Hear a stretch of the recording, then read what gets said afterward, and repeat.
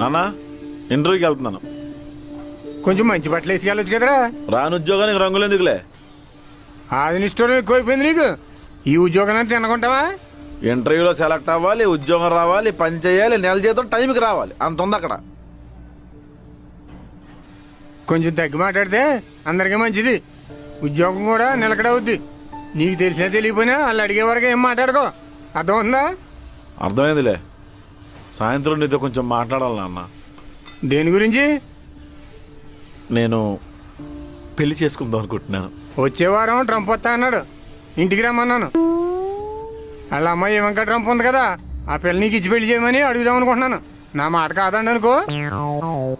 ఏంటి ఎటకారమా? ఎవరి అడగారు? ఎవరి అడగారు అంటున్నాను. తింటానే తినలేదు కానీ ఇది తిప్పలేడు కావాలంట.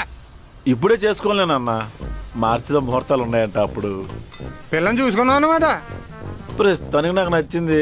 మరి ఆ పిల్లకి అదేంటో నన్ను చూస్తే బొద్దిగా చూసినట్టు ఫీల్ అవుద్ది. పురుగులా తీసి పడేసింది అనమాట.